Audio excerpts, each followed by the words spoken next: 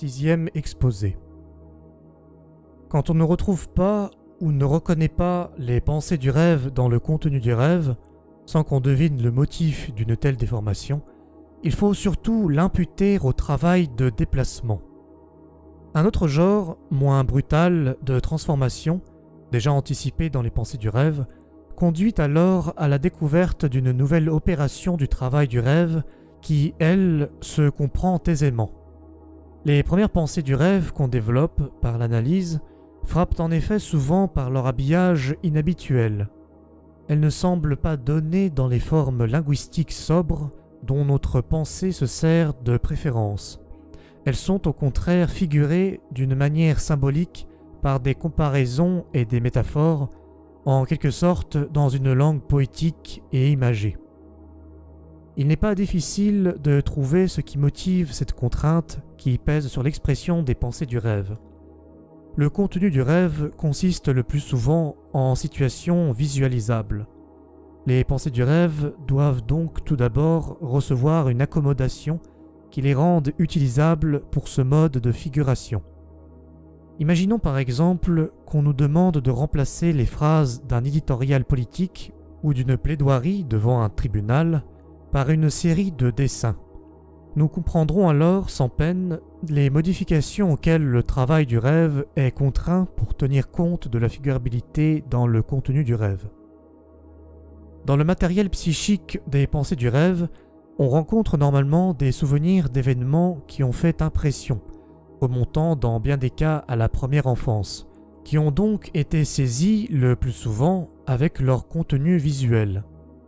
Cette partie constitutive des pensées du rêve exerce, là où elle le peut, une influence déterminante sur la mise en forme du contenu du rêve, en ce sens qu'elle agit en quelque sorte comme un point de cristallisation par son effet d'attraction et de répartition sur le matériel des pensées du rêve. La situation du rêve n'est souvent rien d'autre qu'une répétition, modifiée et compliquée par des intercalations, d'un tel événement qui a fait impression. En revanche, le rêve n'apporte que très rarement des reproductions fidèles et sans mélange de scènes réelles.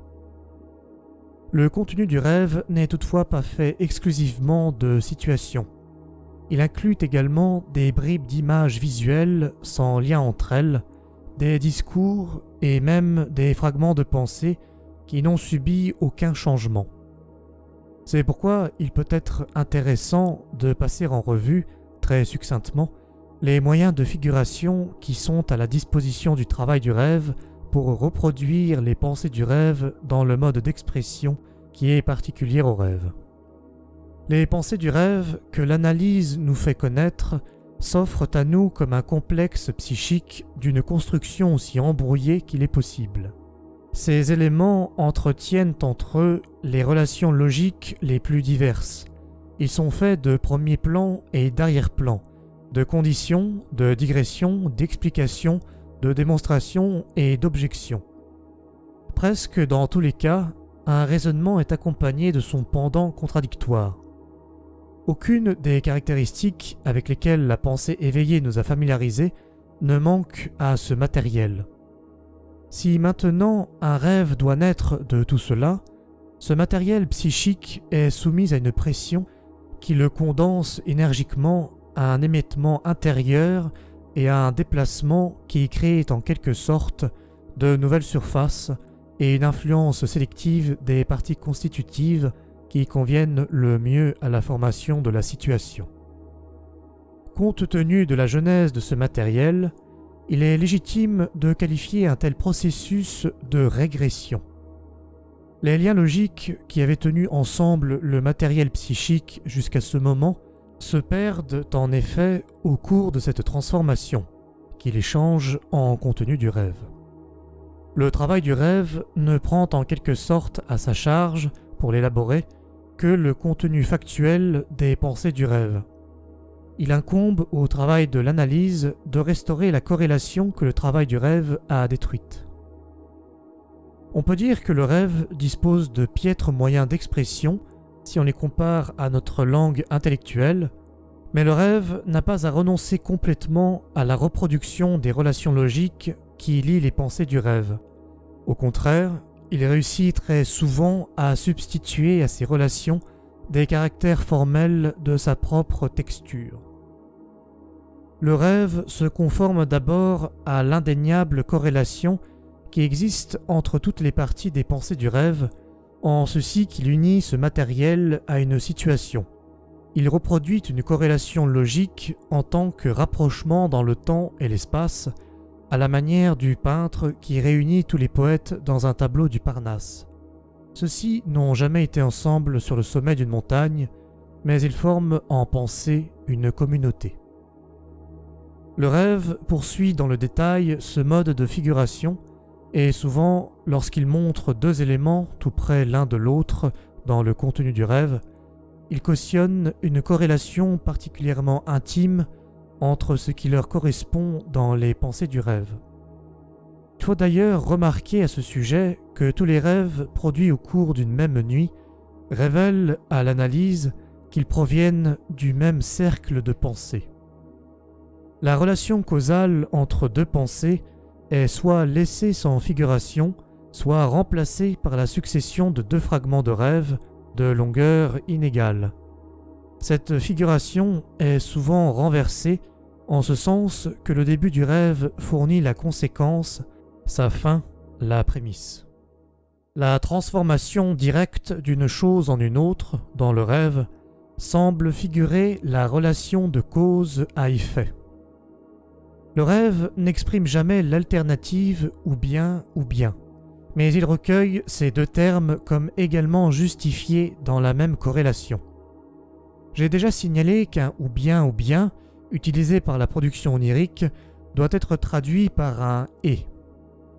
Des représentations qui se trouvent en mutuelle opposition sont exprimées dans le rêve de préférence par le même élément. Le ne pas ne semble pas exister dans le rêve. L'opposition entre deux pensées, la relation d'inversion, trouve une figuration des plus remarquables dans le rêve. Nous parlerons plus loin d'une autre manière d'exprimer la contradiction. Dans le rêve aussi, la sensation si fréquente du mouvement inhibé sert à figurer une contradiction entre des impulsions, un conflit de volonté. Une seule des relations logiques, celle de l'analogie, de la propriété de traits communs, de la concordance, est favorisée au plus haut point par le mécanisme de la formation du rêve. Le travail du rêve se sert de ces procédés comme de points d'appui pour la condensation du rêve, en réunissant tout ce qui montre une telle concordance en une nouvelle unité. Cette brève série de remarques élémentaires est naturellement loin de rendre justice à la quantité des moyens formels de figuration dont le rêve use pour traduire des relations logiques des pensées du rêve. Les différents rêves sont sous ce rapport élaborés avec plus ou moins de subtilité ou de négligence. Ils se tiennent plus ou moins soigneusement au texte qui leur est présenté. Ils utilisent dans une mesure plus ou moins grande les moyens dont s'aide le travail du rêve. Dans le second cas, ils apparaissent comme obscurs, confus, sans cohérence.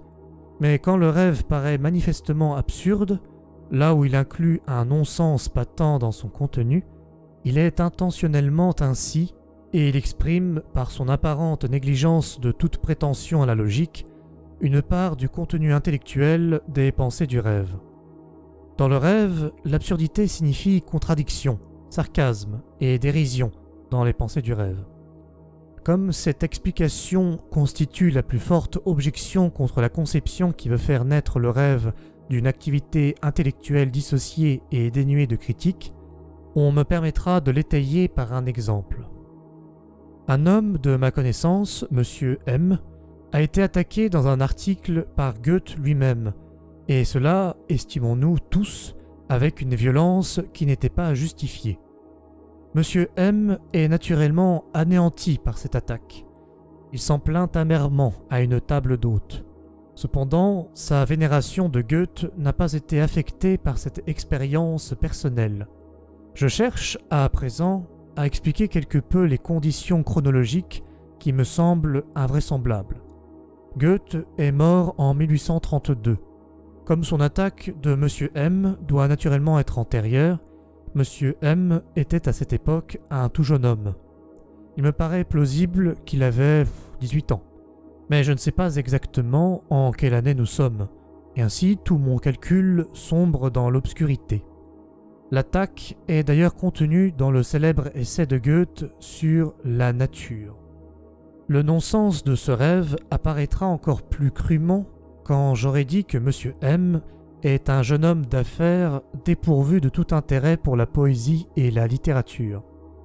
Mais si je procède à l'analyse de ce rêve, je réussirai sans doute à montrer combien il y a de méthodes cachées derrière ce non-sens. Le rêve tire son matériel de 3 sources. Premièrement, Monsieur M, dont j'ai fait la connaissance à une table d'hôte, me pria un jour d'examiner son frère aîné qui, disait-il, laissait paraître des indices d'une activité mentale perturbée. Pendant mon entretien avec le malade, il se produisit un événement pénible. Cet homme critiqua son frère, sans que rien l'y invitât, par une allusion à des frasques de jeunesse de celui-ci. J'avais demandé à mon patient sa date de naissance, date de mort dans le rêve, et lui avait fait exécuter différents calculs qui étaient censés prouver la faiblesse de sa mémoire. Deuxièmement, une revue médicale qui s'honorait aussi de mon nom sous sa couverture avait publié, signée d'un très jeune collaborateur, une critique véritablement anéantissante du livre de F, mon ami de Berlin. J'en demandai raison au directeur qui m'exprima ses regrets, mais ne voulut rien promettre pour réparer le mal. Sur ce, je mis fin à mes relations avec la revue en exprimant dans ma lettre de rupture l'espoir que nos relations personnelles ne pâtissent pas de cet incident. Telle est la source proprement dite du rêve. L'accueil négatif réservé au livre de mon ami m'avait fait une impression profonde. Cet ouvrage contenait, à mon sens, une découverte biologique fondamentale qui ne commence qu'à présent, après bien des années, à obtenir la faveur des experts. Troisièmement, peu auparavant, une patiente m'avait raconté l'histoire de la maladie de son frère qui était tombé dans la folie furieuse en s'exclamant « Nature, nature ».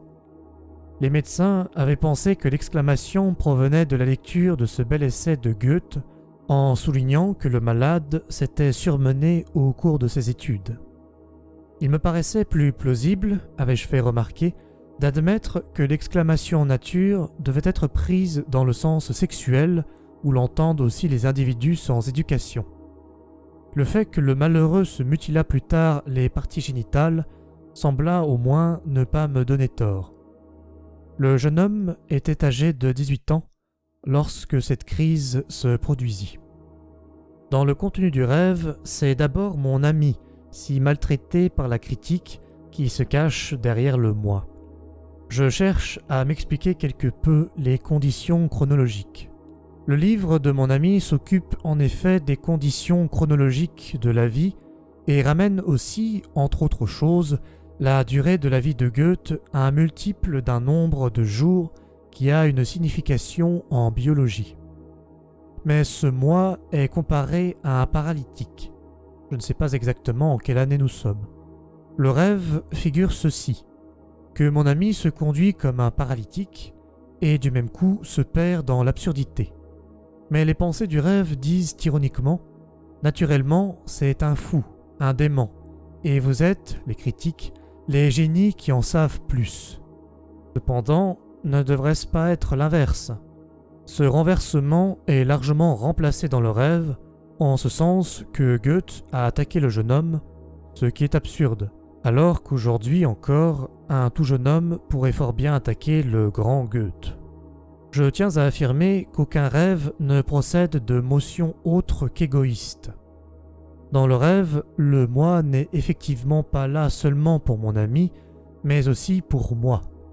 Je m'identifie avec lui parce que le destin de sa découverte m'apparaît comme le modèle de l'accueil qui sera fait à mes propres trouvailles. Lorsque je m'avançais avec ma théorie qui met en relief la sexualité dans l'étiologie des troubles psychonévrotiques, voire l'allusion au malade de 18 ans, nature, je retrouverai la même critique et lui oppose d'ores et déjà le même sarcasme. Si je suis davantage les pensées du rêve, je ne trouve toujours que sarcasme et dérision, comme corrélatif des absurdités du rêve. La découverte d'un crâne de mouton brisé sur le Lido de Venise a, comme on sait, inspiré à Goethe sa théorie dite vertébrale du crâne. Mon ami s'enorgueillit d'avoir déclenché un chahut lorsqu'il était étudiant pour obtenir la mise à la retraite d'un vieux professeur autrefois éminemment qualifié, notamment aussi dans cette discipline de l'anatomie comparée, mais que la sénilité avait rendu inapte à l'enseignement. L'agitation provoquée par mon ami remédia à ce fâcheux état de choses, puisque dans les universités allemandes, aucune limite d'âge n'est fixée à l'enseignement. L'âge, en effet, ne protège pas de l'imbécilité. Dans l'hôpital de la ville que j'habite, j'ai eu l'honneur de travailler pendant des années sous un chef devenu depuis longtemps un fossile, notoirement atteint de débilité mentale depuis des décennies, qui gardait le droit d'exercer une fonction lourde de responsabilité. Ici, une épithète qui renvoie à la découverte faite sur le Libo s'impose à moi. À l'hôpital, quelques-uns de mes jeunes collègues de ce temps composèrent sur le compte de cet homme une adaptation d'une rengaine alors en vogue. C'est pas l'œuvre d'un Goethe, c'est pas les vers d'un Schiller.